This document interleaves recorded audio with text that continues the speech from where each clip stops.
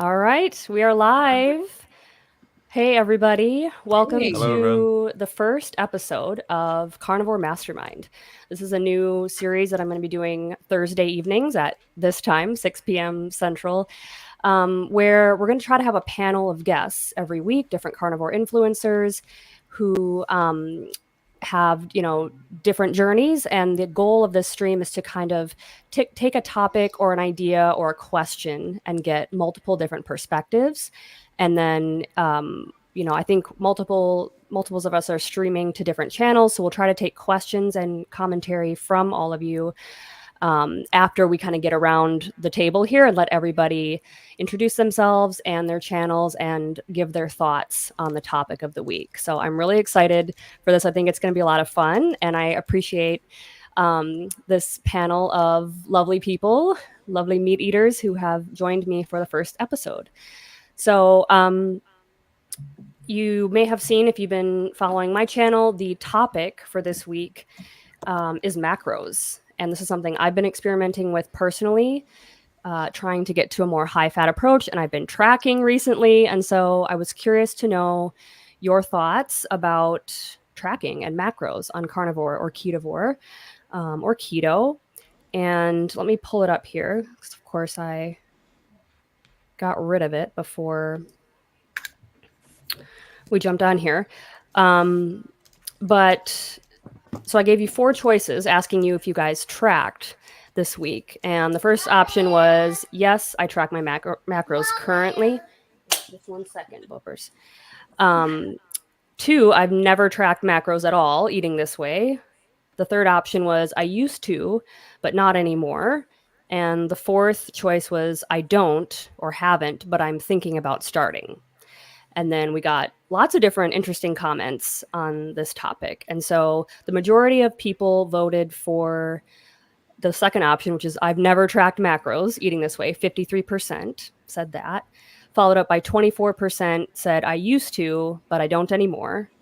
And then third place was yes, I'm currently tracking at 15%. And then the last one, 8%, I don't, but I'm thinking about starting.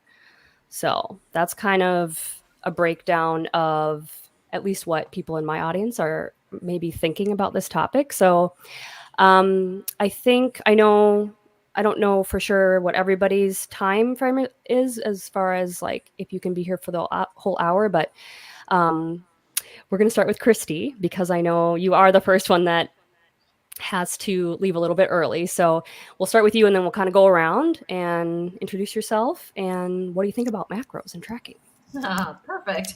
So I'm Christy. My channel is right down there below my face. It's Meeting Wellness. And macros, I was so happy to see this topic coming from Neah because when I first started the Proper Human Diet back a little over a year ago now, I was keto.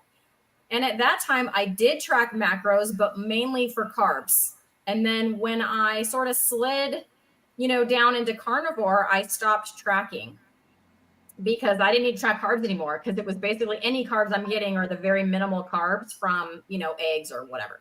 But I didn't have to like track them to make sure I was keeping them to 20 or less anymore. And then recently though, I've experienced some weight gain.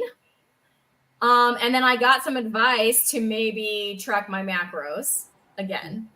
So I did, but this time not for carbs, this time for like the amount of protein and the amount of fat that I'm getting. And I also started incorporating more like, I don't know, actual days of the week where I'm working out. And like these days I'm going to do this workout instead of just random squats, which I would just kind of throw in some squats or some push-ups, fitting in fitness wherever I could, like as I'm waiting for the bacon to bake, throw in a set of squats or whatever. That's kind of what I was doing. So I made a more concerted effort, to exercise on a regular basis. So I did all of that. And I mean, my weight didn't budge. So it didn't really help, eating to those macros. I will say, I think because of the workouts, my body composition has maybe changed a little bit. Just by look, just by eye, just by view. Hi, Larry. But I at this point, it's been over 6 weeks, and I think I'm going to kind of go back to not looking at every macro because it does get exhausting. Like putting in all your food gets exhausting. Now, if I would have seen some pounds come off or, some changes, maybe I would have continued a little more. But right now, I've kind of let that tracking go just recently within the last couple of days because I just didn't see the weight come off. I'm with you, Neah, though, in trying to add a little more fat and see if that, that's kind of like the next change I'm making, and see if that doesn't. But I'm not like my BMI is still, I'm not in the overweight range. I'm a few points away from that. Like I'm not stressed out about it. But tracking was kind of stressing me out, like making sure it was all in there and then checking it and is that really right? Because you look in the apps and it's like, really? That chuck eye has more fat than the ribeye? Like that didn't make any sense when you're starting to look stuff up. And I'm like, I don't even think this is right anyways, sometimes.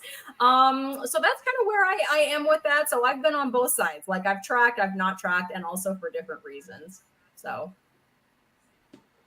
Very cool. Yeah, I think that's probably, yeah, if I had to just kind of summarize my feeling on it too, it's like, I think there's definitely a time and a place for it. If you're curious about something specific, or I know you're sprinting and doing a lot of things, improving in fitness in a lot of ways like that. And so that can be really helpful just to kind of know how your body's responding and get more data sometimes. But then I agree, it can get really redundant and take a lot of time and be frustrating when you're like, wait, how many milligrams of this and grams of that, and it gets annoying. But welcome, Larry, to the panel. Thank you. And I know you're pretty short on time here, right? Or did you have like maybe 15 or 20 minutes, you said? Or yeah, no, actually I'm here for the first hour, but I do have a casserole that I'm making for my son in the oven. So in 20 minutes you'll see me dash and then come back. Oh, okay. Okay, well, I was going to get to you next, just in case you had to get your casserole or do anything else. But okay. So the topic is macros. We're talking about tracking macros, and in the poll this week, most of my audience said that they have not tracked eating this way. But then we had a variety of people said they have, but they don't anymore. And so if you want to introduce yourself to anybody who may not have heard your channel and tell us what you think. I'm Larry, the Carnivore Soldier from Austin, Texas. All right. Good to see you guys. I'm a retired Army soldier, retired as Chief Warrant Officer in 2019 after 21 years. And I have a channel dedicated to, anyone can go there. You don't have to be military or first responder, but it is really dedicated to military and first responders because my carnivore journey has really healed me mentally and physically. And I want to make sure other veterans and first responders know about this, because it's a great alternative to drugs, which is the answer the VA seems to give us all the time. So anyway, PTSD, whatever, depression, it's the magic bullet. But so as far as macros, a couple thoughts. One, I've never seen a wild animal count macros. I've never seen them get a palm of meat and say, okay, that's how much I can have. Or so that's just an observation. Two, I failed keto several times in a row, because it's really hard, because you're managing an addiction. You're not getting rid of it, you're managing it. And I'm a carb addict. And every time I started slipping down that road of net carbs and, Quest bars and all this junk, I always slid off. This is the first thing that has been completely sustainable. And it's because I'm not doing macros. Because macros are hard too, because I also had to have an app, and I had a thing that I blew in to make sure I was on track. I was doing all this stuff every day, just trying to not get out of ketosis and try to make sure I was eating the right thing, right? This actually, because you're eating real food for the first time that you're designed to eat, you actually experience satiety. And when you do, it's time to stop eating, just like a lion does. A lion doesn't just eat like half and go, oh, I'm still hungry, but I'm gonna fast now. Because what a lion does is makes the kill with the pride. The pride makes a kill. Lion comes in, gets the lion's share, whatever. They eat till they're satisfied. And when they're done, they stop. They may not eat for 2 days. So I'm not saying you can't fast, but it should be a natural thing. It should be, if you're not hungry, or if meat sounds like it tastes bad, don't eat it. And if it sounds like it tastes great, go eat it. So I kind of go, ebb and flow into my fasting, but it's a natural fasting. It's not like me scheduling That's a construct, just like 3 meals a day is a construct. There's no wild kingdom thing out there that does 3 meals a day or eats breakfast as the most important meal or all that garbage. That's all constructs that we made up. Okay, so that's my feeling. I do think, however, this, if someone has a specific medical condition they're trying to track down, you can see Judy Cho does this all the time with people. Yes, then you could do macros to see what's going on, like you were doing just there, Christy, trying to figure out, is this because I'm eating the wrong things that I'm gaining weight? But guess what? I've gained weight too, but it's muscle. I mean, I know because I just had to go buy shorts today and I'm hitting the gym 3 times a week and sprinting, and I feel fantastic.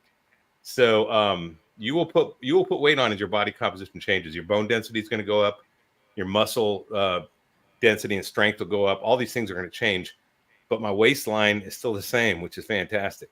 So that's my thoughts on macros. Nice, thanks. Yeah, I think a lot the same way. And as somebody who I didn't track at all for the first 6 months or so. And I didn't fast intentionally. I didn't want to put any stress on myself. My goals were kind of like lower my stress as much as possible and just adapt, and get through the adaptation phase. I gave up alcohol and all that stuff. So it was, a little bit challenging. But then I kind of got to that point where I'm like, I'm just not feeling great yet. And I want to know more information. And so that's where I've kind of started pulling out the ketone meter again and, the chronometer and putting everything in there just to get some more data so that I can evaluate further. So yeah, definitely could be a time and a place for it. But that's my goal, is always to get to that intuitive place where you just eat spontaneously and intuitively, right? When you are truly hungry. And like you're saying, we break free from these constructed meal times. Yeah. So awesome. Let's go up to Courtney next. Hey guys, so my name is Courtney Langlois. My handle is the Holistic Carnivore PhD. I am an exercise physiologist who is pursuing a PhD in the carnivore diet as a dietary intervention for the remission of type 2 diabetes. And when thinking about macros, it's really common, and this is, I think, predominantly a trend that you see in the fitness industry, by influencers or coaches who are looking to teach people maybe how to transition from a standard Western diet to what a healthy diet might look like. And I think that, for me personally, this is something that I used to do, right? I was vegan for over half of my life. And throughout my education, I actually ended up getting almost to the level of orthorexia, where I became obsessed almost on tracking the amount of vitamin A, vitamin B12, vitamin C, vitamin K2, protein, fat, carbs, and every single micronutrient that the body needs from the molecular level. And I think overdoing this for, I don't know, maybe 5 years is about how long I was tracking macros and micros. You start to realize that it becomes a toxic and like a pathogenic and psychosis type reality that almost becomes, again, obsessive. And so when thinking about how I wanted to discuss this with the panel today, I started kind of looking into the research because, as you guys know, that's what I do. And I found it really interesting. And I want to share some findings with you guys, if that's okay. So the research has discovered that there are many different types of eating behaviors, attitudes, and motivations regarding food and eating, which have been investigated both by health and social sciences. Of these, some of the most commonly studied have been emotional eating and external eating, as well as dietary restraint, which have shown to be associated with problems such as weight management, disordered eating symptomology, and other negative or social health outcomes. Right? Things that I faced myself. So emotional and external eating involve initiating eating in a response to either internal emotional signals such as stress, upset, happy, right? Whatever spectrum of emotion that you over the lifespan have attached eating to, you become characteristically, like behaviorally triggered to eat in response to that emotion, right? You also can eat in response to external or environmental cues, whereas the dietary restraint, such as, restrictive eating practices for weight loss or for maintenance or even for hypertrophy, if you're trying to reach athletic fitness goals, it involves the use of the rigid cognitive behavioral controls and that constraint that we're talking about, right? So, in my opinion, the rigid adherence to this practice of macros tracking and guiding your daily intake to be in alignment with whatever a calculator online says you should be eating, or whatever your coach or your trainer says you should be eating, I think this aligns with both the external and that emotional piece that can lead to those negative health outcomes, right? So, in contrast, when you're in alignment with intuitive eating, which is eating in accordance to your internal physiological cues of hunger and satiety rather than external or emotional, and practicing mindful eating, which is that intentional awareness of how many times you're chewing your food. Are you taking a bite, chewing 3 times, and then swallowing it down? Are you eating while you're on the go? Are you eating while trying to watch your kids tear the house apart, right? Practicing mindful eating means being aware of how you eat. And then also combining that with intuitive eating, which is allowing yourself to receive and to acknowledge your hunger and satiety hormones, right? So these have been found to be associated with less dieting and disordered eating practices and more positive emotional functioning, such as body image. And it has led researchers to refer to them as both adaptive and positive eating habits.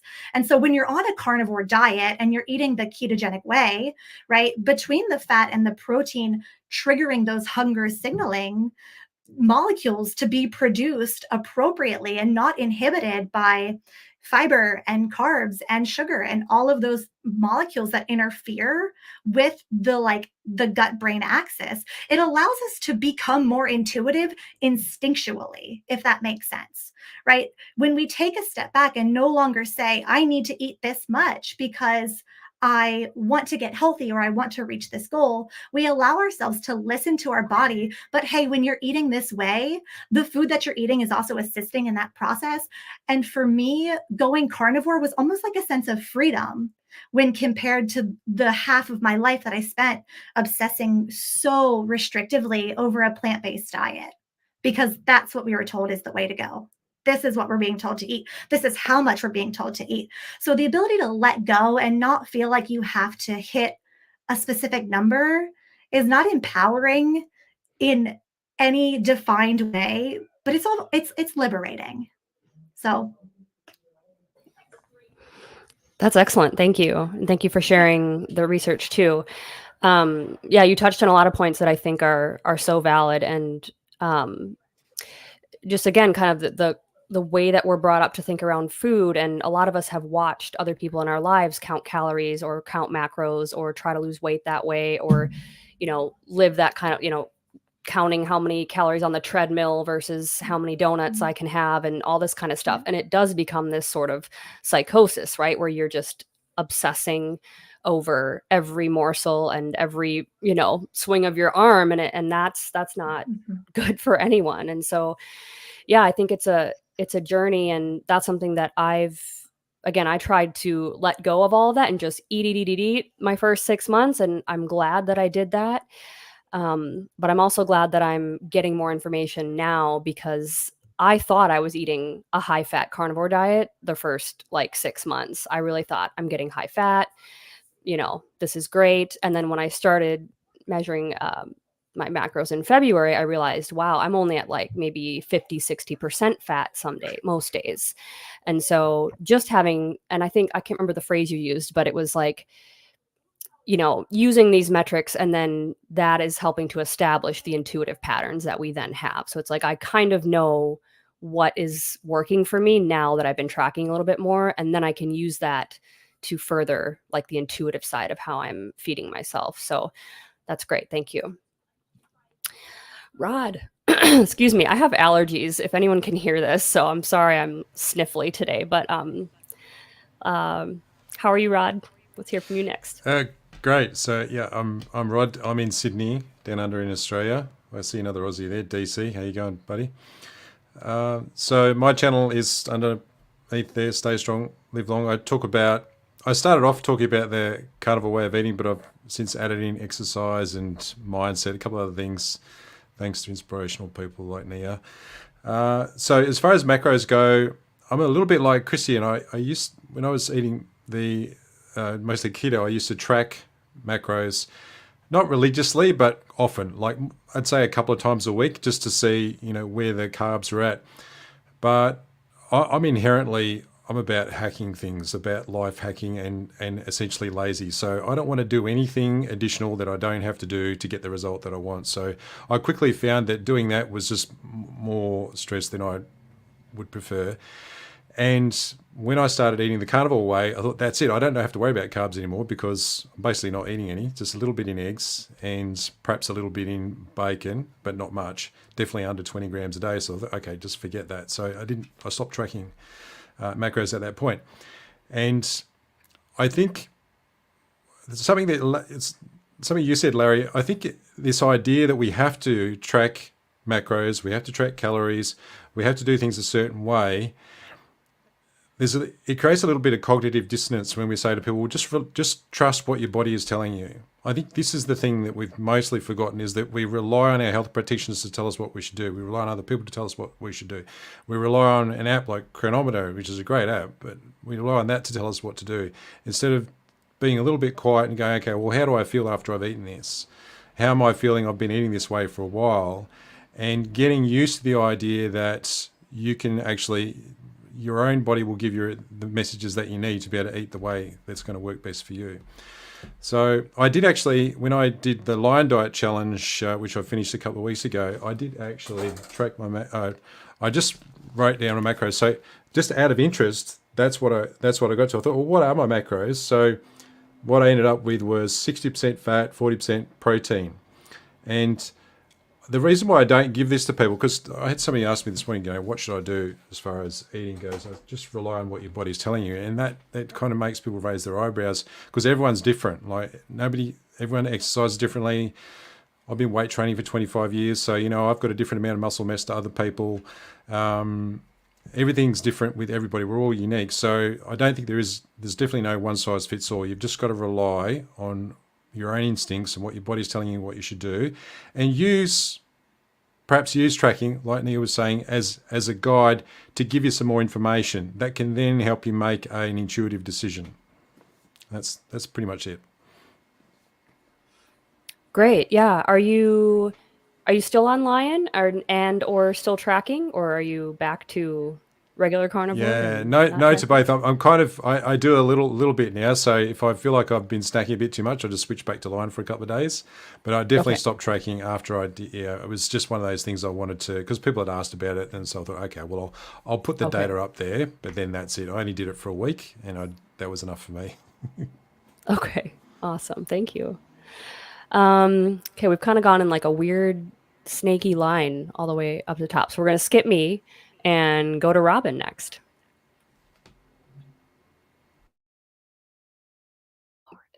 Hi, everybody. Robin Heron, your carnivorous grandma here. So glad to be here, Neah. Thank you so much for this conversation. I think it's really awesome. I've been sitting here thinking about, the reason why I do not track macros. I don't track them since I started carnivore. I literally have been tracking things all of my life. And, I started dieting when I was 11 years old, and I'm 57 now. So that's a long time of trying to track things, to rein them in, to hold them tight by watching them all the time, basically. And as Courtney was talking about, that completely obsessive nature that I had around food, like always thinking about food, always thinking about what am I going to eat next? And, what am I going to eat tomorrow? And do I need to go to the store and buy food? And just constantly obsessing over the food. Every conversation was about food. I noticed, like in conversations with my mom, that we're constantly talking about food. And I'm like, since I've been on carnivore, I don't have that obsession anymore. So that, and I feel like if I try to rein that in through tracking, I'm putting myself back in that mental state that I just don't want to be in anymore. So, the only thing that I do is sometimes I'll check my ketones. Every once in a while, I'll check my ketones and just see where they are. Always in ketosis. So, why do I bother to check that? you know, um, I will increase my fat based on how I feel. So if I feel low energy or if I feel down in some way, I'll increase my fat. But as far as tracking the macros, I spent too long tracking, and now I'm absolutely refusing to track because I don't want to get in that headspace of having to track or feeling obsessed about it. Like, oh my gosh, I forgot to enter my macros today. So I don't know where I'm at. I know where I'm at. I'm on carnivore. So there's no confusion about it. I'm eating meat. I'm eating the right foods for my body. And without tracking over the course of this year, I just went to the doctor today, I lost 20 pounds. And I didn't need to control those pounds coming off. You know what I mean? I didn't have to control them by watching what I was eating. I just ate the food and the weight came off. So, that obsession over food, she talked about it like a psychosis. That's exactly how it feels. Like I'm psychotic over this thing. It's just constantly running and running and running through my mind. And I don't want to really go back to that headspace. So that's why I don't track macros. Oh, there's my mute button.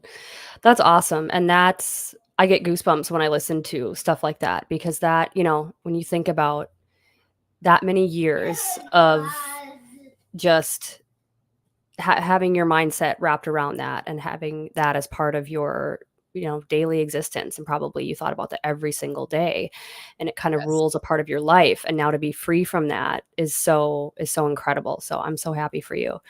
And yeah, like you're saying, you lost some weight and you didn't really have to put pen to paper at all. So that's just proof right there that it can definitely work. So thank you for sharing that.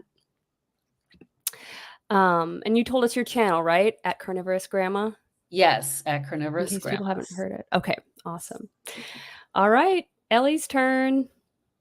Hi, thanks so much for having me. I started counting calories. Calories were everything to me. I felt like I had gotten to a certain weight. Being overweight. I started realizing that every year I was gaining 10 pounds after high school, and my mental health was crashing, and I had no self-esteem. I hated how I looked in the mirror. And so I did what the experts told me to do: move more, eat less. And how do you do that? You use calorie counting. And so that's what I did. Just like Robin was saying, I became obsessed over it. I think that I am, like Rod, a little lazy. I'm proud to say it. So I would stop doing it every so often. That was probably good for my mental health. But to be honest, it kept coming back because I so wholeheartedly believed that if I could move my body more and eat less, that I could wear the bikini like all of my girlfriends, or I could be a beautiful bride one day, walking down the aisle. And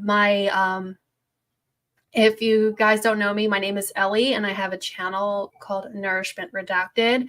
I'm a carnivore mom, and I like to talk about the very important topic of having our children not grow up to be sick. And I also talk about the changes that I've experienced on the keto and carnivore diet. So on keto, I did track because I had no idea what a carb was. I never really thought about carbohydrates. I don't even know if I've really heard the word used properly, because everything was calories to me.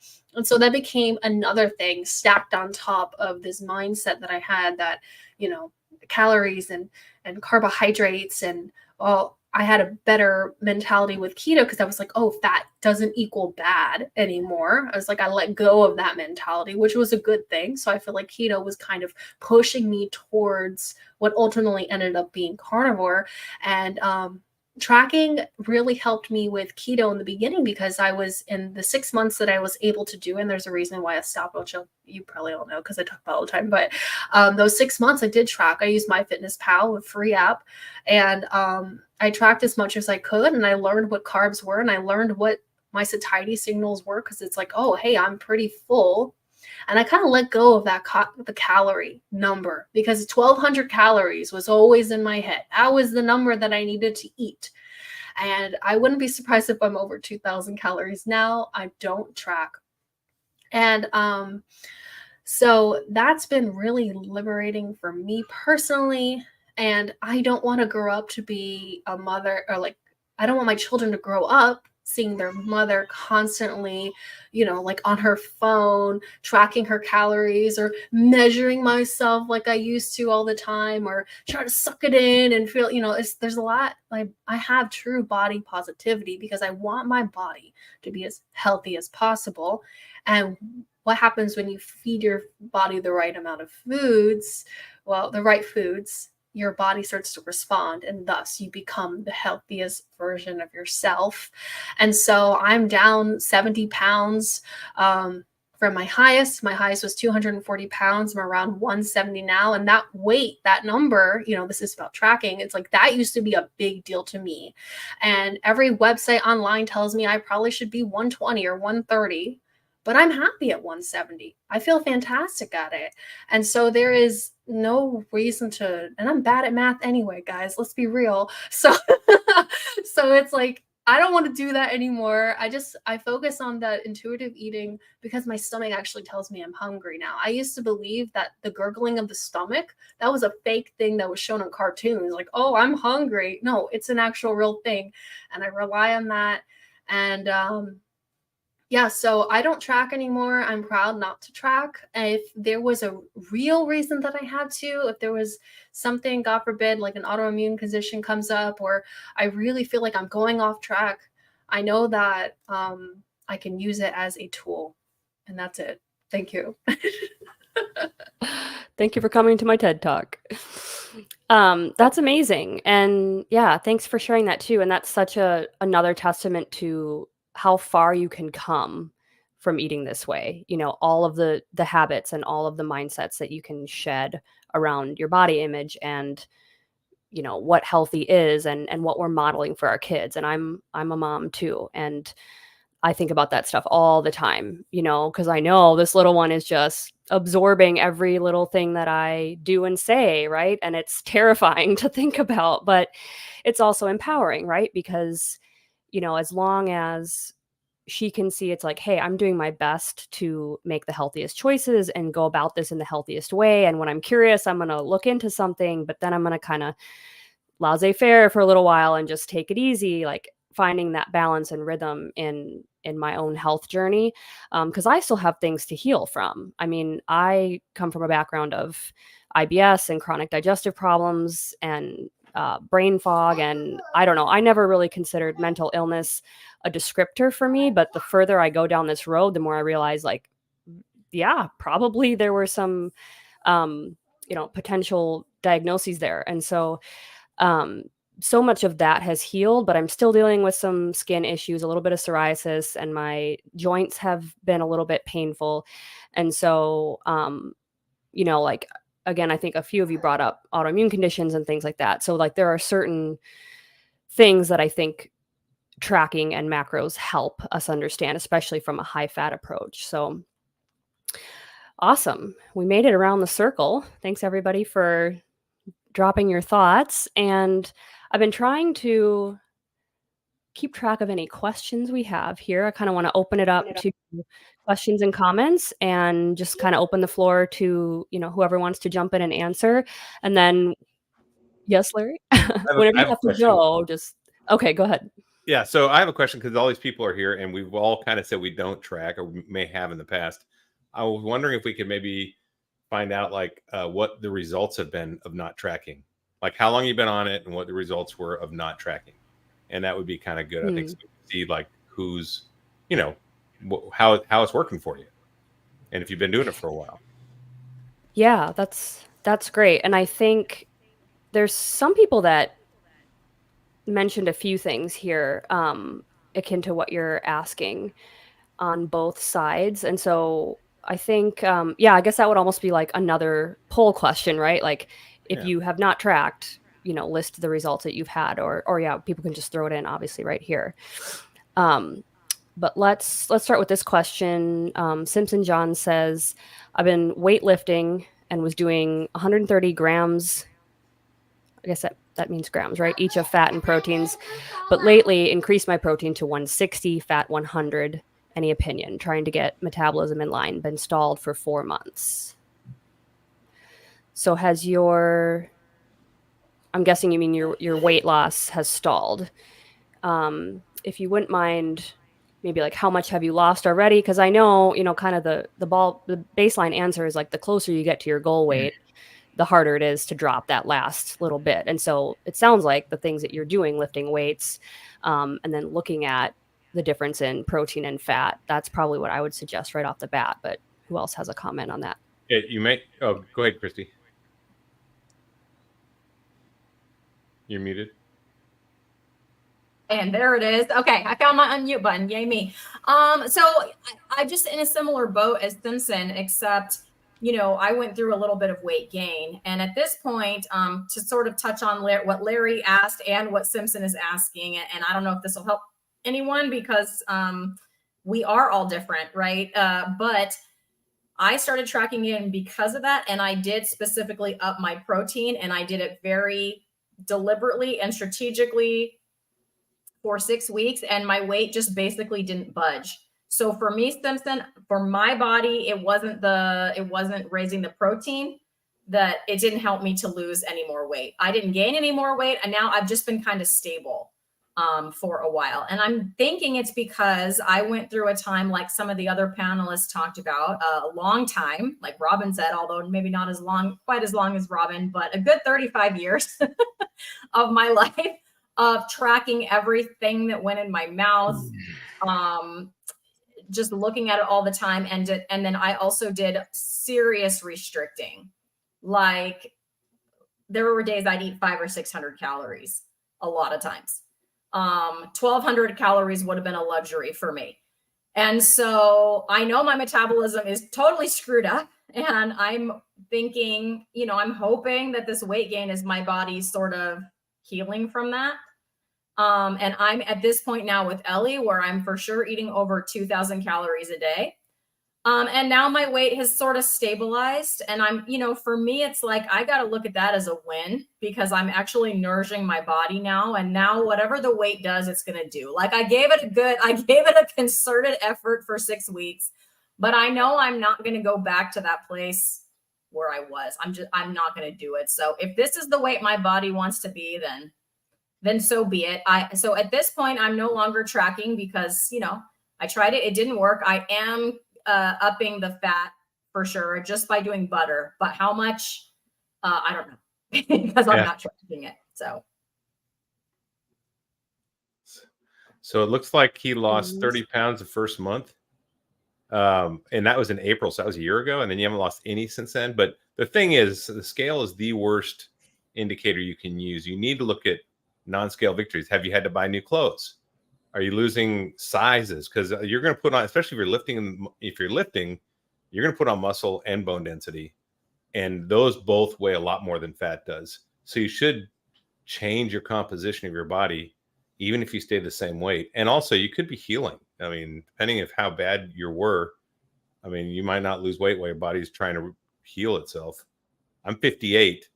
I've been working out in the gym. My workouts are freaking epic, like they were in college. I'm back to my college weight. I'm 232 pounds now, and I'm 6'3". I started this at 280 and not even able to run.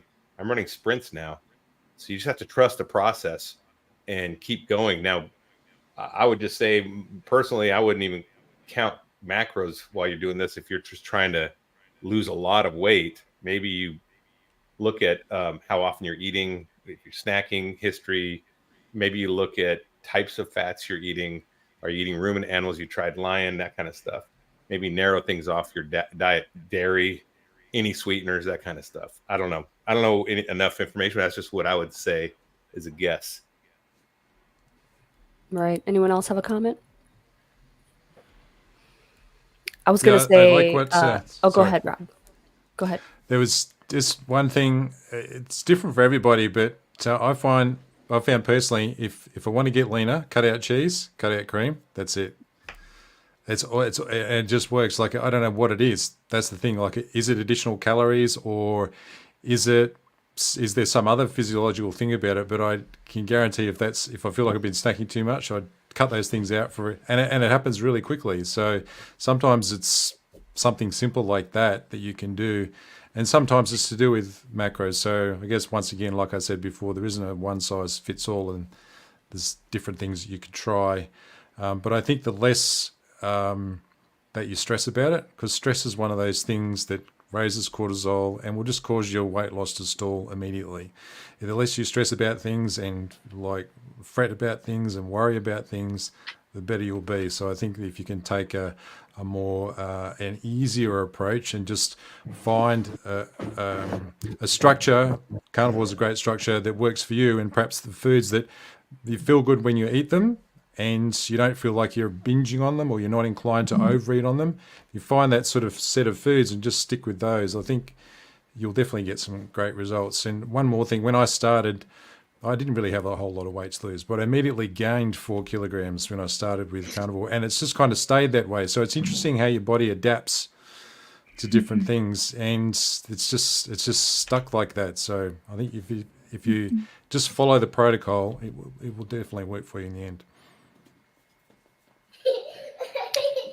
I agree with all that. And I think, kind of to play devil's advocate on the exercise part, I used to exercise a lot. I love exercise. I'm a certified personal trainer, group fitness instructor. Like, I enjoy and definitely see the value in exercise, but I stopped exercising completely when I transitioned to carnivore this time, because I was mostly concerned about stress. And you mentioned that too, Rod, where so much of this is hormonal. We all know about insulin and how important insulin is, dietarily based on what we're putting in.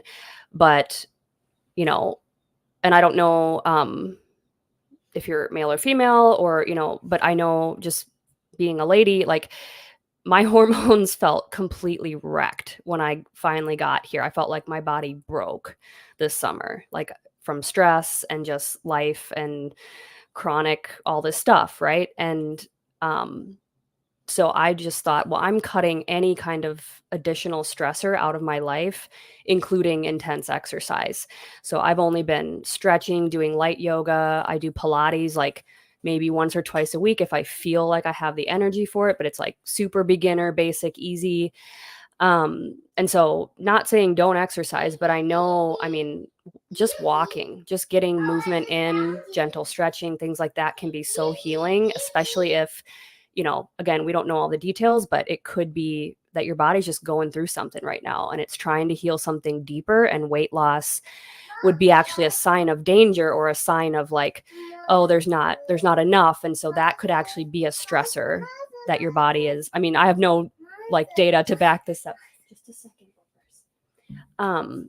But that's just what I intuitively felt when I started this carnivore thing again. I thought, I want to eliminate that until I really feel that drive and energy to go back at it. And so, just a thought there. And good luck to you, because I know that's so frustrating, right? When you're trying to lose weight and it's just not budging. But your body is wise, and I think we'd all agree that just continuing to give it time and trying not to stress is a good plan.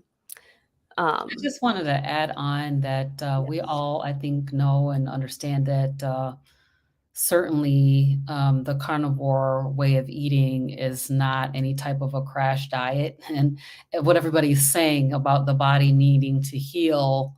And I was actually shocked that I lost 20 pounds, because I'm getting pretty close to my goal weight. But my thought around the weight loss was that it was secondary to all of the health and healing that's going on inside my body. So I mean, I know that definitely it's frustrating when you're trying to lose weight and the weight is not coming off, but that healing is so critical to your, you know, your well-being. So it might just take a little time for your body to heal and normalize, and then the weight can come off.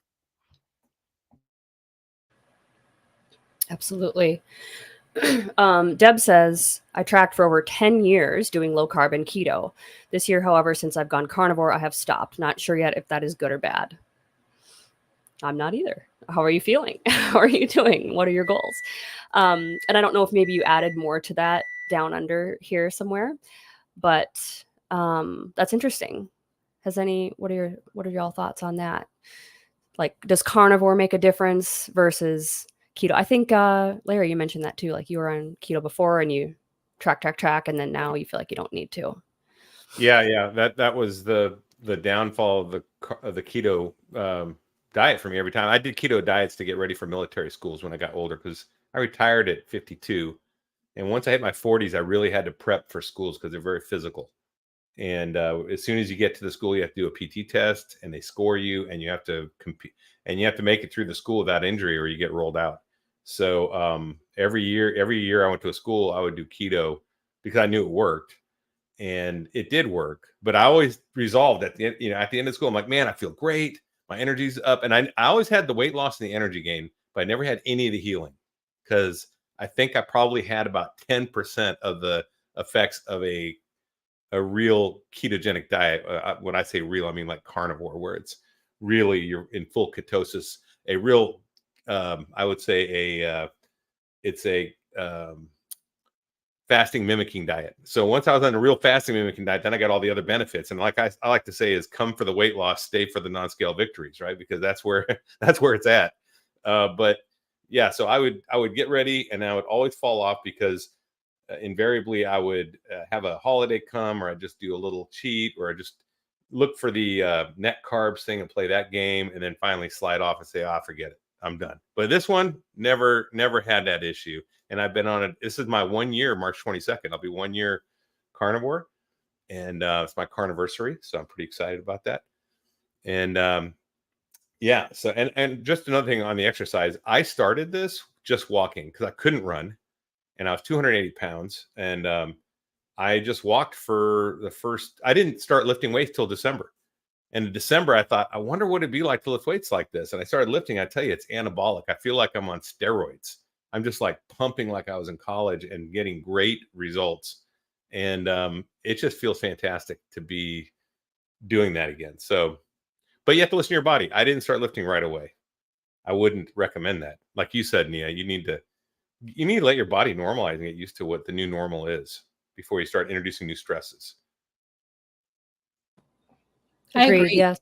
I want to just say that to Deb that she sounds like me with that complete obsessiveness. And so I would say that carnivore healed that obsessive mind. We were listening to everybody talking Dr. Georgia Ede in her new book that she wrote, which is absolutely incredible, about change your diet, change your mind. And really, that's what's happening. If you can stop obsessing over your numbers, that's a healing thing that's happening in your brain, So I definitely think it's a good thing, particularly for people who have this sort of mental illness, that obsessive OCD, obsessive compulsive nature around food and tracking and all of that. So I definitely think that it's a good thing. I'd love to add, I used to also be, I would say, having binge eating tendencies. And I think it's really funny that we're constantly trying to, put ourselves in these little boxes. But I think the real issue is that we're all hungry. We're ravenous. How are you going to, try to reach like better health or go to school or do your job if you're constantly hungry? Like that's something that, like, Robin was saying, like the quieting of the mind. That's how I feel, because I'm not constantly trying to fill a stomach that can't be filled.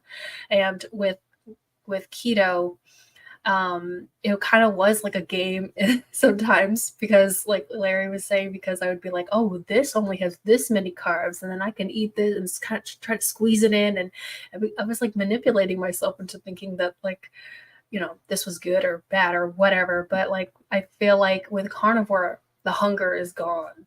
And then when you have all your basic needs met, you can reach a higher potential. And so I think it's great, Deb. You look fantastic in your photo, by the way. And I'm so glad that you're not obsessing with the numbers anymore. And I hope that if you are eating carnivore or more heavy meat keto, I hope that it's you're not hungry anymore. And I hope that helps. Hey, I just have to pop in and say that I do need to leave, but it's been great, everyone. And Neah, I hope to see you again on one of these, because this is a fantastic idea. But absolutely, you have to come back. I will. Bye, everyone. Awesome. Love you, Have Love a you, good night. Christy. See you. That's great. Yeah, this is what I wanted. Lots of encouragement, lots of good points. This is awesome. You know, and as a side note, this is actually something I was thinking about making a video about, and I'm curious what everyone thinks. When we talk about binge eating, because, you know, at different points in my life, I've had that same tendency. And when Ellie, you just mentioned that's what triggered my thought, was that, you know, we're not satiated, we're hungry, we're ravenous, and that's why it's like it's almost that uncontrollable urge to just like eat everything in the fridge or whatever. But then sometimes I think about this and I'm like, well, we're also talking about a healthy, intuitive way of eating here, which is like a feasting and fasting pattern, right? Where it's almost like a binge and restrict type of thing. Like, is that weird to anyone else? Or, you know, that's just kind of a thought I had. I'm like, is there, like, I'm not at all trying to say this is a healthy behavior in the sense that most people experience it, but it did kind of trigger the thought of like, well, is there a component that's physiologically appropriate there? Because it's like, well, if you're feeding yourself the proper human diet, appropriate nutrition, then you actually kind of do that in a healthy way without the obsessive mindset or the you know, constantly thinking about food. It's like the opposite mindset, but almost the same eating pattern. What do you guys think about that? Anyone? You go ahead, Larry. Okay, I would just say that, yes, it's the same pattern, but you're eating food that actually is nutritious and it's satiating. And whereas the food you were eating was not satiating at all, so you'd be hungry again all day long. So I think that's the problem. Trying to fill that pattern with non-food items is what gets you sick, and what gets you. And it's like the buffet effect that Dr. Wiedemann talked about. I don't know if you guys saw the video, but when you go to a Chinese buffet and there's all these different items, you will overeat because there's too much variety. And also, none of those things are satiating. So 20 minutes later, you're hungry. And that's exactly what the sickness loop is that you have to get out of. And once you get into real food, man, I tell you what, this is my first carnivore Thanksgiving, and I hosted it. My brother and my sister are carnivores, my neighbor, and a couple of veterans I had over. We're all carnivores. It's the first Thanksgiving I had where I ate until I was full, and I did not feel uncomfortable. It was the most pleasant Thanksgiving I've ever had, where I couldn't eat anymore, didn't want to eat anymore, but I never felt like I had to unbutton my button, lay on the couch, and be in pain or seek the toilet. You know, it didn't have to happen. And, you know, that's definitely an American thing. I know in Australia, y'all don't have Thanksgiving. I guess you must have some other things down there where you eat like that, probably Christmas. But usually in Thanksgiving, we Australia eat Day. Move. What is it? Australia Day. Australia Day? Okay, same thing. So we just eat till we can't move, till we're immobilized. That's at least my family. So, yeah, that's all I got to say on that. I feel like this almost kind of, oh no, not this one, the next one after this. Jackie says, so glad to find this live right when I needed it. I'm currently tracking because I've been carnivore since the beginning of the year, and I haven't lost any more than 50 pounds. The 50 pounds I lost on keto 2 years ago. So beginning of this year, 2024, I'm guessing. So, I mean, I feel like this is sort of along the same lines of the other person's comment that we discussed. I mean, there could be all kinds of layers here. Anyone have a comment that we didn't really touch on last time? I think it's important. Oh, Go you ahead. good? Okay. I think it's important to recognize that when you are exposing your body to routine, whether it's an exercise routine or your dietary routine, whatever type of routine is you're exposing yourself to is what your body is going to adapt to. So, especially for the last commenter who had mentioned an extensive history of binge eating and purging and chronic dieting, especially, I mean, for women in this culture, we have been exposed to chronic dieting since we were young. And it's important to acknowledge the effects that both the physical and the psychological effects of this way of life still have remaining like effects on our day-to-day realities today. And so if you've been on keto or been on carnivore for a serious amount of time and you've been eating, 3 meals a day for 2 years and every meal is exactly the same and you're not allowing your body to go into like that sympathetic nervous system state of like fight or flight and allowing yourself to kind of get into a metabolic reset, then your body's going to stall. It's going to say, okay, this is what I'm used to. These are the resources that are going to be constantly available. I know it. I can trust it. I can live on this and I can stay exactly where I'm at. So if you're looking for a change, I think one of the greatest and most underutilized techniques, which I think somebody addressed it earlier, is to allow yourself to sit back and say, you know what? I don't actually feel hungry.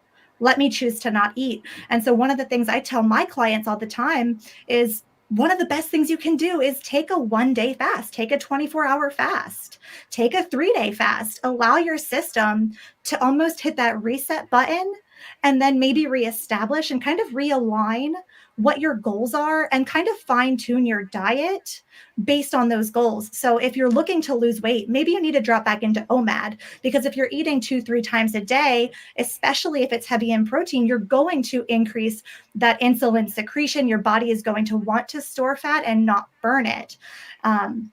Protein at the end of the day is broken down into glucose, right? This is going to be fueling certain cells. And if you're eating too much protein, essentially, then you can actually inhibit ketosis, right? So depending on your goals, it's all a very unique, individualized experience that you can't sit and just take standard recommendations for, stalling on keto. You can't just take the standard recommendation and run with it. You have to kind of work with somebody. You've got to figure out what your body specifically needs. Maybe there are some underlying issues going on. Maybe you have some thyroid, complications that haven't been addressed. So you got to have to look at it from all of these different angles and then reassess the picture. But I think if you're looking for a quick reset, the best thing that you can do is hit up a 1-day or a 3-day fast. Amazing. Awesome. Thank you. Yeah, that's kind of what happened to me. I just sort of, I was struggling with the macro thing. I was starting to lose sleep in February after I dropped my protein and upped my fat, which was giving me clues that like, well, maybe I was never truly fat adapted or ketone adapted this whole time. And so I kind of just stumbled into a 48-hour fast. I just did 24 hours and I was like, I'm not really hungry the next day. And I felt like kind of like what you're saying, that was sort of this reset period where my body was just like, well, that's different. You haven't been doing that at all, in years, essentially. And so then it was like this clean slate feeling. And then I was like, okay, now I'm going to go into tracking and see like how I handle that high fat. And it's been slowly getting better from there.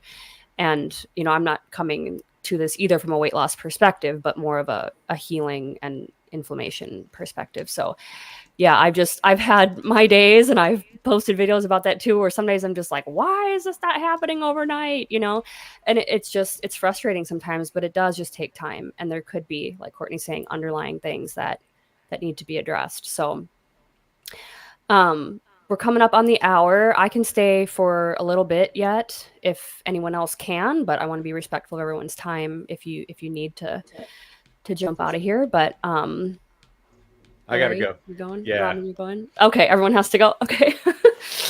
All right. I I'm can sorry stay. we didn't get to I can more stay. comments. I have a little more You time. can stay? Mhm. Okay. I can maybe do like 10 or 15 more minutes if Let's do anyone it. wants to. But I just want to, at this point, thank everybody for being here and all of your thoughts. This is super fun, and we're going to be doing this every Thursday now for whoever can join in. let's see. Olga Okay. said, Thanks for doing this, Neah. Yeah, thanks for going. Yeah. I'm going to head out, but I'd love to reconnect with all you guys individually because you're all new. Some of you are new to me, so I will definitely reach out to you. And also, if you're from my channel and you're watching, please like and subscribe all these carnivores that participated. We need to get this message out Absolutely. and work that algorithm magic. But I got to go. It's been great. Okay. It's a pleasure. Talk Enjoy to you your guys later. casserole. Yeah, bye. All right. See you guys later. Thanks for being here. It's good to meet you all. Thanks, Rod. Bye, Rod.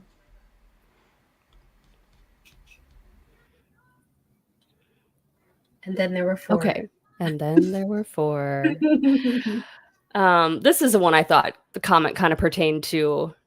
I don't know what we were talking about before, like sort of with the binge eating and things, like the addictive nature of this stuff is such a component too. And so they say, I believe if we set out all this crap for the lions, they'd be eating it all day too, and they'd have all these chronic diseases that we're dealing with today.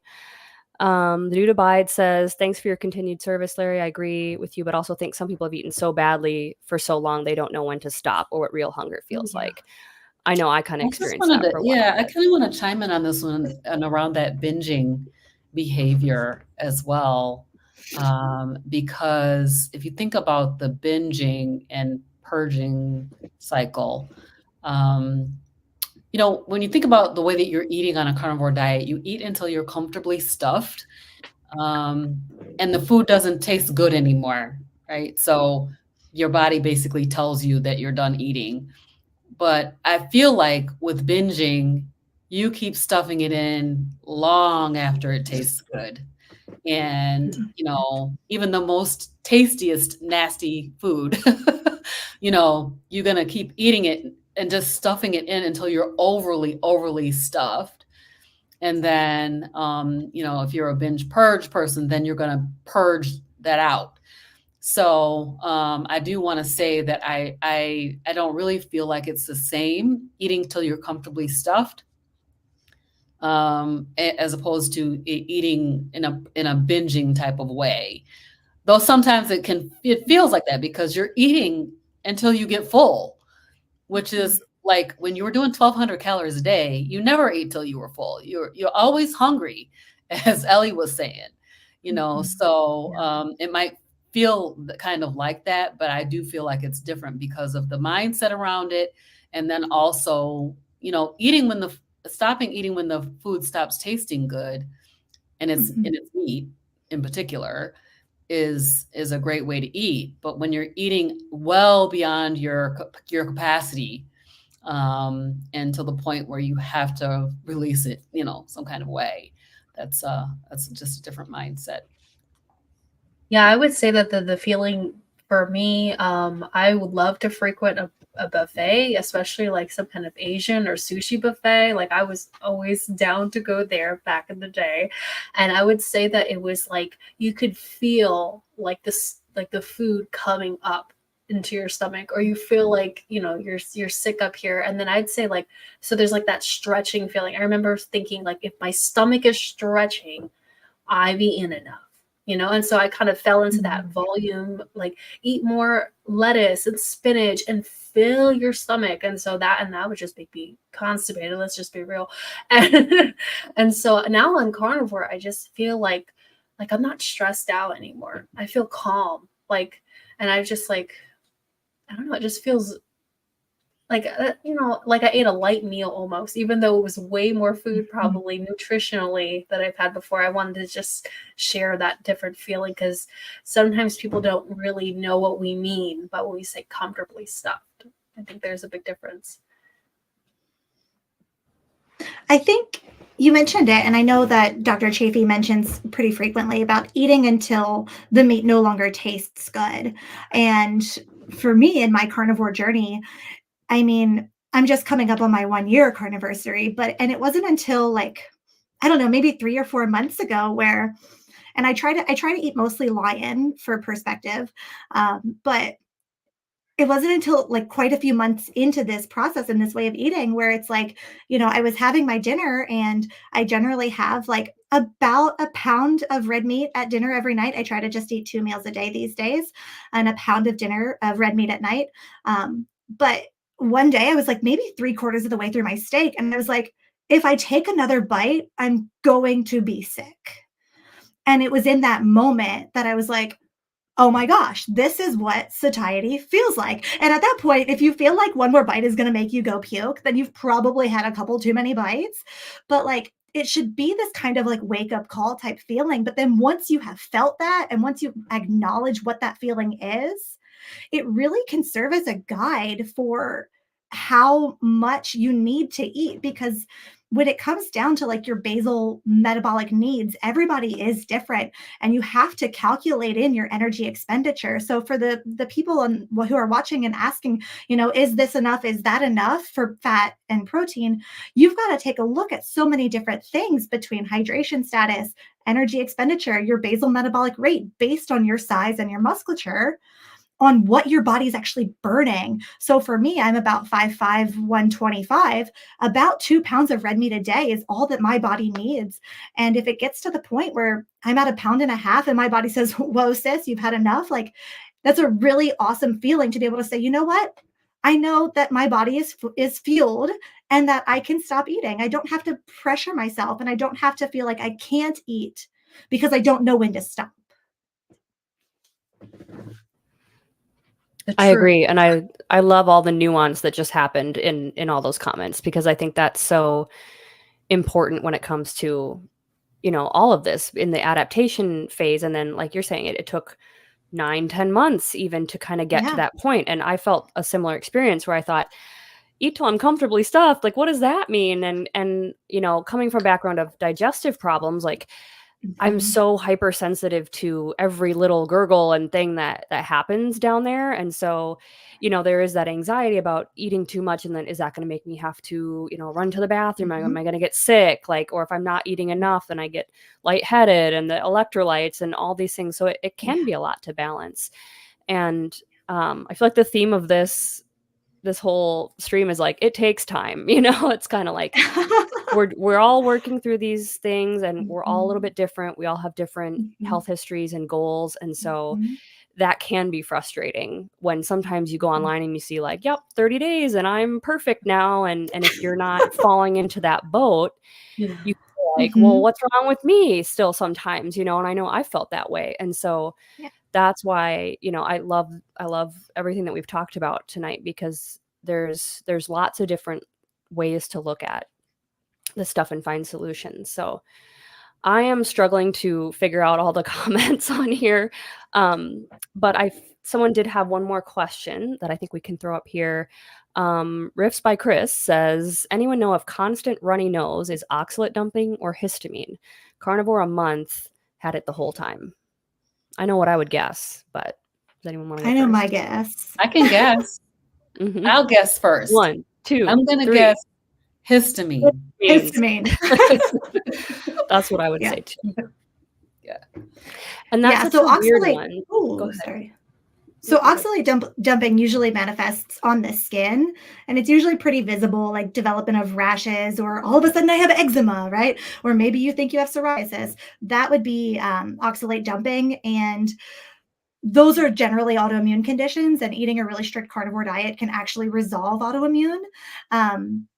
So if it's something that is like, it kind of feels like a cold or flu type symptom, it's most likely histamine. And what I would suggest is take a look at exactly what you're eating, because most people don't realize that they are sensitive to not only like the type of food that you're eating, but you have to realize that you're eating what you're eating ate.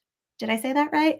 So if you're eating pork that was fed corn and soy, you are also eating corn and soy. And so you have exposure to not only like those foods, but the environmental toxins and the pesticides that have been exposed to those foods that fed the pig that you're eating. So if you're noticing that it's tied to like a specific meat, I would look for that. And if you feel like it's something that isn't going away, I would reduce to lion, to just red meat, and then go from there. And if it's still not cleared up, I would then transition into like regenerative grass-fed red meat ruminants, and then see if it goes away, and then try to reintroduce once it's resolved. Just my thoughts. Awesome. Yeah, I agree with that. I feel like I I've had a lot of people suggest that perhaps I'm dealing with histamine stuff, but the more I read about oxalates, I'm like, that is totally me. The joint pain, the psoriasis spots that just are persistent. Now, I will say, on the topic of macros, I've been tracking and I've been hitting 80% fat nearly every day. And I've been tracking my ketones and glucose in the mornings now. And I wish I could show you the little spot on my knee. And I've been getting some sun, which has always been one of the main things that has healed it in the past. But this spot on my knee I've had for probably close to 2 years, I'd say. It's been at least 18 months. With, just coming and going. It'll almost heal and then flare back up. And then when I went carnivore, it just kind of got worse at around like month 3, 4.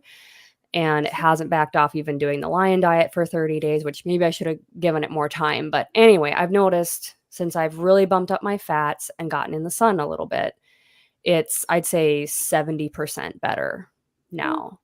And the Yeah, you spot on sent my me the face, picture. It's so much yeah. better. And so it's actually even better than that, the picture I sent you. And so, okay.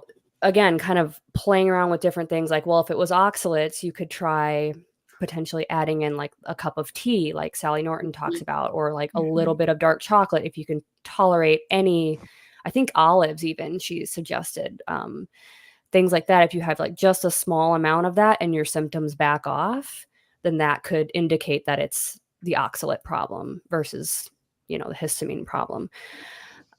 Which then you would want to address independently, right? You wouldn't want to try to adapt carnivore and then bring tea back in, right? So if you're able to identify it, right, then move forward. But yeah, I just thought I mean, throw that in there. Sally Norton kind of argues. I mean, she's not carnivore, so like I actually joined one of her online group, where she coaches a little bit, because I was like, is this what's happening to me? Because I started getting joint pain, and I've never had joint pain really before. And so she'll say, like her argument is kind of like, well, if you are dealing with severe symptoms that are kind of debilitating, then you may want to have like 1 cup of tea every other day or something, until just to back it off so that your body can manage the symptoms, because it can be pretty toxic, according to her, if you're just like aggressively dumping this stuff into your system. So, I mean, again, that's just kind of according to her, but yeah, so I mean, just all things to experiment with.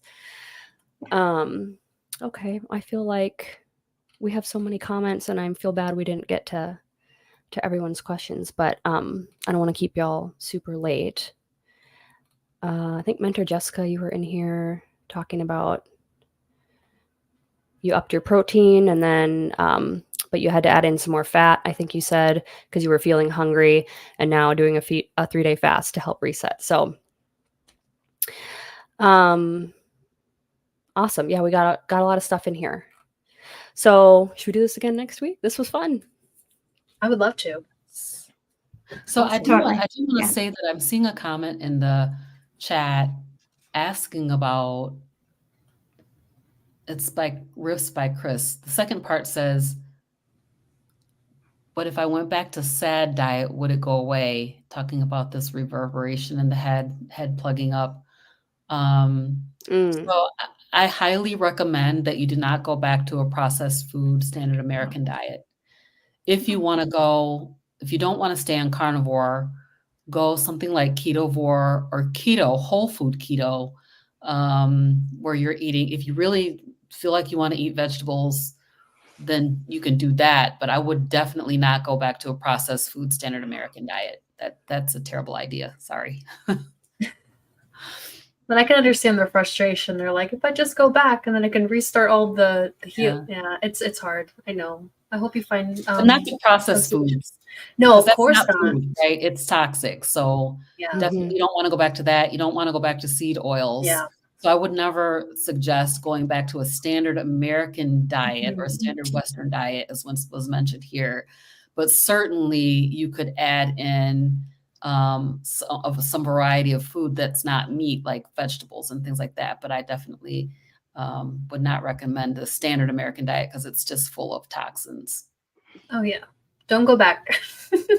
Yeah, you can't go back now that you've seen the light. You know what I mean? Sorry that you don't feel good though. No, yeah. I know. And I totally empathize with that, because I've had weeks where I'm like, I don't have anywhere else to go besides the carnivore diet. You know what I mean? Like I've already been to all these. Like if this doesn't work for me, I am screwed. So let's see. I guess maybe if we have time for one more, and then we'll close it down for tonight. But Peter says, question, do any of you feel that tracking macros helped you in the beginning to understand how different foods affect your body and mind? I never tracked on carnivore. I tracked everything before carnivore. And it did not help with my mental health state. Although I did learn about carbs and, by tracking, I learned what that looks like to eat 20 carbs or less a day. So that was when I was on keto. That's like several years and years ago that I first tried keto and Atkins diet. I tracked everything so that I could understand what it was. Since I've been on carnivore, that I haven't tracked anything. I think tracking macros and tracking food are two different topics. And I wouldn't say that tracking macros would help to understand how different foods affect the body, but I tell all my clients to track what they're eating, not necessarily the quantities and like the energy ratios of what they're eating. Because if you have been eating this way for a while and you are still struggling with things like the histamine issue, you would be able to identify what your body is responding and not responding well to. If you are eating, pork, eggs, dairy, beef, elk, if you're eating everything in the spectrum, you're not going to have any idea what has caused the reaction or the adverse response that you're referring to. And I think it's best to always eliminate and then reintroduce, because then you are able to identify and say, okay, so maybe I don't respond well to pork or I don't respond well to dairy. I think that that's the best place to start. And that doesn't necessarily mean tracking macros. It just means kind of keeping track of what exactly it is you're eating. Yeah, keeping a food diary has been something that we've been doing with my family even before keto and carnivore. It's really helpful just to pinpoint exactly what's going in your body and why you might have some symptoms. So I completely agree.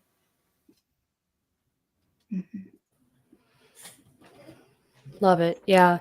And I'll have to go back and read through the comments because we got a lot of, I feel like, different opinions about, how it's affected people. So I think this was a great discussion. I think a lot of good points and a lot of good questions, and hopefully everybody got something good out of it. And we'll think of a new cool topic to talk about next Thursday. And I'll be emailing out to everybody who was a guest tonight. And if you are a carnivore creator and you want to be a part of this panel, you can email me at neahsway@gmail.com and we'll get you on here. And so thanks everybody for coming on with me tonight and sharing all your thoughts.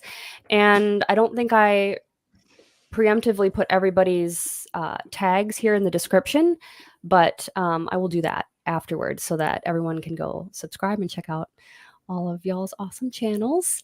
And okay, thanks everybody for being here. Those that were here live and also watching the replay. We'll see you again for another Carnivore Mastermind next Thursday. Take care. Bye.